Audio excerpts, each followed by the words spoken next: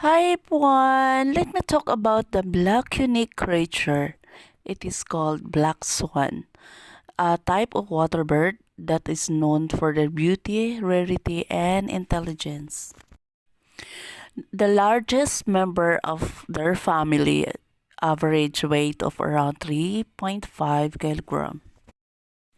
Black swan is particularly not aggressive. It is often viewed as graceful and known to migrate long distance to find fresh water sources. It is so cute. They form a line when they walk. Thank you for watching. See you in my next video.